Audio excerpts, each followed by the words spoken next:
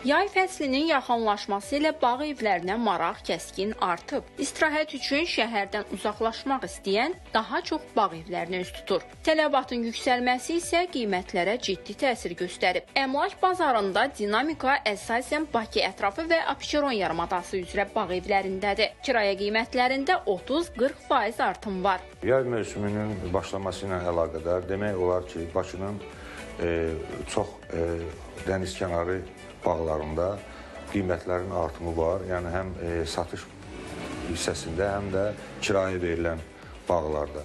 Əsasən müraciətlər Mərdəkan, Buzovna, Bilgə və Nardalanın Sibir hissəsindədir. Yəni o yanlara tələbat var. Qiymətlərə gələndə isə qiymətlər minimum 3000 manatdan başlayır, yəni aylığı və 12, 13, 15 min manata qədər dəyişir.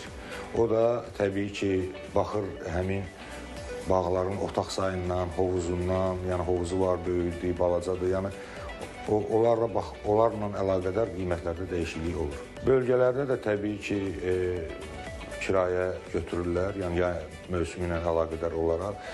Əsas aktivlik İsmayıllı, Qəbələ bu zonalardır, Navrandır, Qusardır. Bu ərazilərə tələblər olur.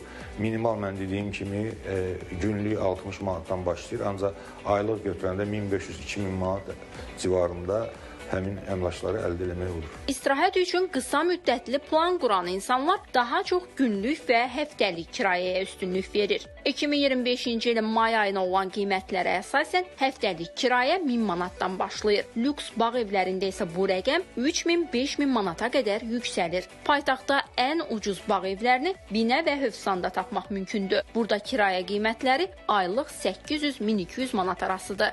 Əsasən may ayından başlayır, yəni may ayından başlayaraq hansı əmlakçılar ki, öz bağlarını kirayə verirlər, onlar təbii ki, qiymətləri də dəyişiklik edirlər. Hətta məsələn 5000-ə qışda təklif olunan bağlar görürsünüz 8000, 9000, 10000 civarında təklif olunur. Çünki onlar həmin mənzilləri hətta bir aylıq da vermək istəmirlər. Onlar deyirlər ki, bizə elə bir müştəri verilsin ki, yəni heç olmasa 3 ay bizim bağımızda qalsın. Realtorlar hesab edir ki, bu tendensiya yay fəsli boyunca davam edəcək. İyul və avqust aylarında isə qiymətlərin daha da yüksələcəyi gözlənilir. Nərmin Səfərli, Nurlan Sultanzadə.